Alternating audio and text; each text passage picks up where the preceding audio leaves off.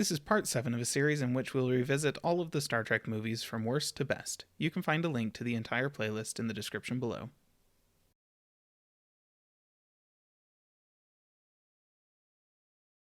Nemesis. What a name. What massive swaths of connotation are associated with that title. Does that title raise your expectations? It should. The tagline, "A generation's final journey begins," should send those soaring expectations through the roof. This movie carries with it the hopes of every fan of Star Trek The Next Generation in a fitting end for everyone's favorite crew. It doesn't do anything to lower the expectations when you recall that Star Trek VI, The Undiscovered Country, was an almost perfect end to the adventures of the crew of the original series. Shouldn't the crew of the Prodigy sequel series get equal or better treatment? Of course! And so it gives me great pleasure to declare that, yes, this movie was the perfect end to The Next Generation. Sorry. I've always had a hard time saying crap like that with a straight face. This movie isn't terrible. That's about the nicest thing that I can say about it. And if you skip the first hour, it's downright good. Not Star Trek VI good, but if the beginning were as good as the end, it would probably rank 4th on this list. And that's where I have such a hard time with this movie. It's the send-off to arguably the best Trek crew, their last hurrah before they were literally too old to fly a starship anymore, and the end is really quite good, but there are problems. Let's address a few of them, shall we? First, the wedding. I know someone somewhere probably really wanted Riker and Deanna to finally tie the knot, but really? The writers put this in to satisfy something like 5% of their fan base. The rest of us didn't care, and by that point it was just too late. Like, that wedding was supposed to be sentimental. It came across as pretty lame. Not to mention this is Star Trek. A movie that doesn't start with ships in space and explosions, yet carries the name Star Trek, is seriously starting off on the wrong foot. To say nothing of starting with a wedding. Besides, we all know more people were interested in Beverly and Picard getting married than Riker and Deanna. And based on the way Beverly is eyeing Picard's butt, that might have been where this was originally going. Next, we have Picard, Worf, and Data cruising around in a dune buggy on a planet, on a treasure hunt that turns into a car chase. I know that The Bourne Identity was pretty big around this time, but your cast is well-aged movie. Let's try and keep their activity to the much more believable level of piloting an enormous warship. Besides, anytime you can use piloting an enormous warship in the back of the case blurb, that's a small victory in and of itself. Those of us who watch sci-fi would much rather see that than a car chase. This is a man who enjoys classical music, Earl Grey tea, and scenic horseback rides. Why would he enjoy this so much?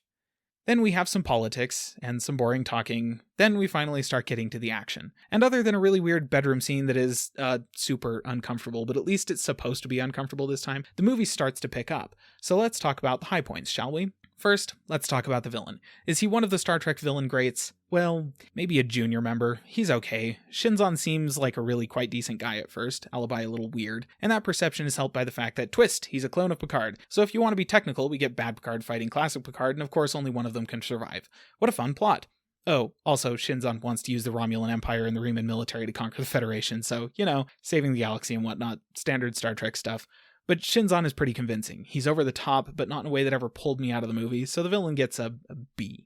Now let's talk about the ships. In one corner, we have the Enterprise E, Sovereign-class starship designed to serve multiple functions as the flagship of Starfleet, but primarily it's a warship, and categorically the coolest ship ever to come out of Star Trek, in my humble opinion. In the other corner, we have the Scimitar, some kind of variant of a Romulan warbird that weighs in at 110 metric butt-tons of awesome sauce war-making goodness. Capable of standing up to the Enterprise E on about any day, she also snags a cloak out of the deal. Both ships are enormous warships, both are captained by a Picard, kinda. And from the first time you see these behemoths facing each other down, you just know that they're going to get in a fight. You see promises like that squandered all the time in sci-fi movies, but Nemesis, while it does squander quite a few promises, delivers on this one. Let's just say this. This movie has possibly the greatest space battle of all time in it. It's definitely in my top 5. And as an added bonus, Deanna Troi contributes something useful to a battle. Finally. Solid A+ for the space battling. Now let's talk emotion. There's actually quite a bit throughout the battle, but by far the high point is at the end when Picard goes to board the Scimitar to stop the Doomsday weapon and blow up the ship. Oh, did I mention there was a Doomsday weapon? And Data goes after him and saves him, then sacrifices himself to blow up the ship. Now don't get me wrong, Picard did kill Shinzon, and he would have blown up the ship, so basically Data is sacrificing himself only for Picard, and that's tender, not logical. So Data dies, and they handle it beautifully. It's one of the most touching moments in the history of Star Trek, and it is about the best way I can imagine to wrap up the series.